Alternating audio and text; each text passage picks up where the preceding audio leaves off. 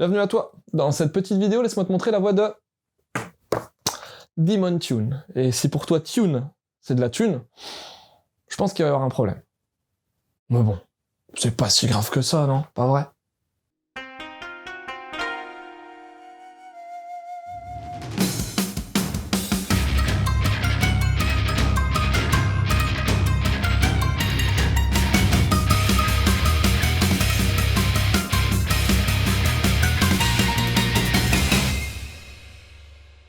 Wizard City. Tu peux chercher sur une carte, hein, tu vas galérer à trouver. Pourtant, c'est dans cette ville particulière que commence notre histoire. Oui, j'ai dit particulière car là-bas, on accepte tout le monde. Même toi. Oui, même moi aussi, c'est bon. Mais c'est pas pour autant que cette cité est parfaite. T'as même des coins bien craignos, hein. Tiens, tu connais le club Neverland? Non, c'est pas un club échangiste, hein. Il s'agit plutôt d'un repère de malfrats avec un paquet de magouilles et d'arnaques genre vol, drogue, séquestration, bref, que des trucs fun. Et à Neverland, ils aiment bien capturer les fées, oui, car leur poudre permet la création d'une drogue nommée Wendy. Tu la sens là, la thématique globale à la Peter Pan? Et Fran, c'est l'une de ces petites fées qui s'est faite choper par les connards de ce club. Mais bon, c'est pas la seule à être enfermée. T'as également Koyuki Maru, un gosse ninja en mission avec son père, qui a justement disparu il y a peu. Pour pouvoir s'échapper de ce bordel, Fran et Koyuki Maru vont faire équipe. Et s'il y a moyen de retrouver le daron...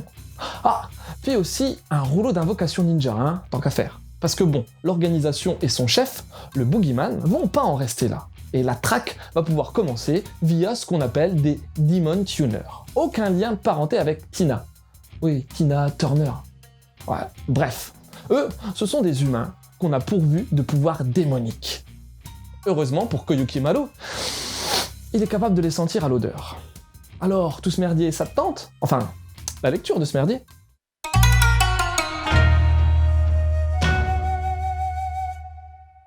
Ce manga dispose d'un trait que j'ai trouvé très agréable. En fait, tu vas être face à un dessin disposant de deux orientations. Pour les fées et les gosses, dont le perso principal, on va avoir un style plutôt kawaii, tout en rondeur et avec une certaine simplicité du trait. À ce propos, je sais pas ce que t'en penses, mais Koyuki Maru a un faux air de Killua dans Hunter x Hunter, tu trouves pas? Mais attention, hein, simplicité ne rime pas avec mocheté. Enfin, si, ça rime, mais ça va pas avec. Enfin, tu m'as compris quoi. J'espère. Mais pour le reste, l'ambiance, la ville, les loupards, les Demon Tuners et leurs pouvoirs chelous, le rendu sera bien plus dark, avec une tonalité proche d'un Gotham City de Batman. Le tout est travaillé avec beaucoup de contrastes et pas mal d'aplats par moment. Mention spéciale aux scènes réalisées en ombre chinoise. Pourquoi chinoise d'ailleurs, hein? Elles apportent clairement à l'ambiance glauque et ninjaesque. La mise en case est bien travaillée de manière rectiligne. Ça paye pas de mine comme ça, mais l'agencement des vignettes, leur disposition, leur taille, tout apporte masse de fluidité à la lecture. Puis bon, t'as quand même pas mal de dynamisme avec le nombre conséquent de sorties de cases, combiné à quelques compos bien stylés, notamment avec de superbes plans de profil. Non, c'est celui-là mon meilleur profil, je crois. Désolé, mais niveau édition, j'ai simplement pu tester des épreuves non corrigées, une version bêta, si tu préfères. En tout cas, le papier choisi pour celle-ci, par Kurokawa, était vraiment bien épais et agréable à la prise en main.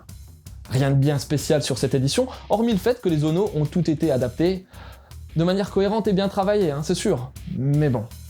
Bien entendu, sur la cover, qui est pas dégueu et avec un lettrage coolos, on te parlera du fait que Kodama Yuki, le mangaka de Demon Tune, est également l'auteur de Hamatora et de Bloodlad. Mais ça, ce sera dans la partie suivante.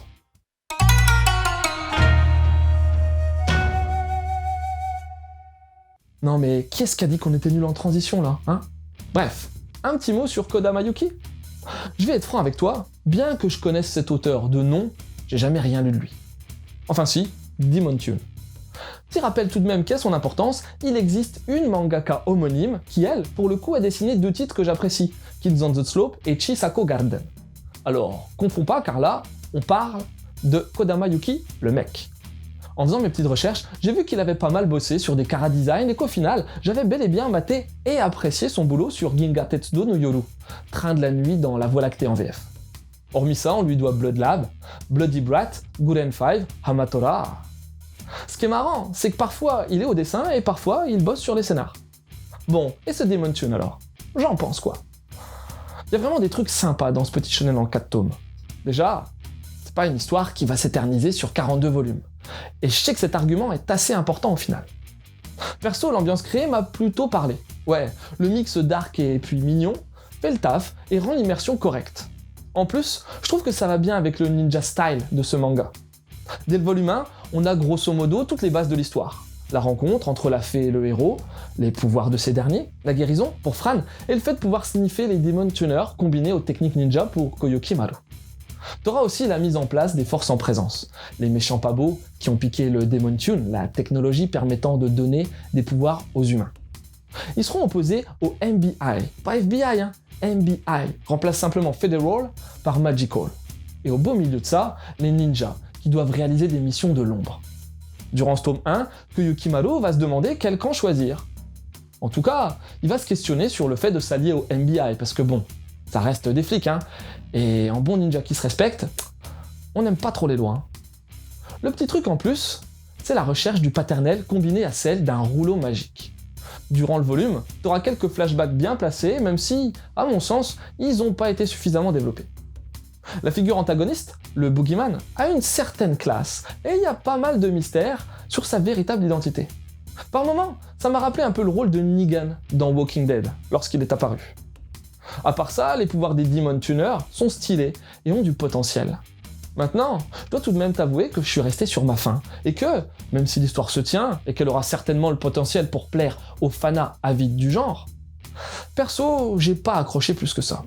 En tout cas, j'ai pas eu d'élément déclencheur faisant de Demon Tune un titre à part. Je conclurai en te disant que ce dernier manga de Kodama Yuki plaira certainement aux aficionados du mangaka, aux jeunes lecteurs désireux de nouvelles aventures shonen, mixant épopée ninja et ambiance citadine sombre, mais que, pour le moment, ce titre manque tout de même d'originalité et de singularité. Mais c'est beau et agréable à lire alors. Bref, maintenant, tu peux faire ton choix. Et niveau conseil, comme j'ai rien lu du mangaka au préalable, c'est difficile pour moi, mais Bloodlad a quand même une belle petite réputation, alors...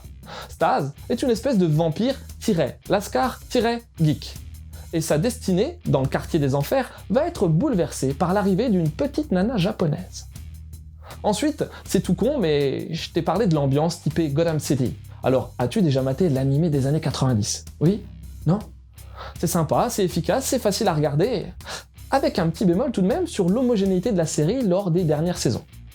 Et puis m'en veux pas si je te parle de One Piece, car quand j'ai vu le Demon Tuner, capable de donner des pouvoirs à n'importe qui, ça m'a rappelé les fameux fruits du démon dans One Piece. Et plus particulièrement l'arc Dressrosa, avec l'usine de Smile de Doflamingo. Voilà, c'était Loot, j'espère que cette petite chronique t'aura donné envie de lire Demon Tune. Je te laisse et continue de suivre la voie du manga.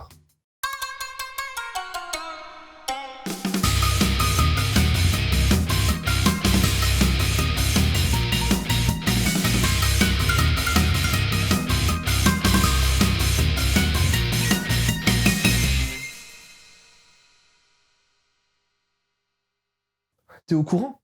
Paraît que tous les gosses aiment les ninjas. Tous. En tout cas, le mien, il kiffe, hein.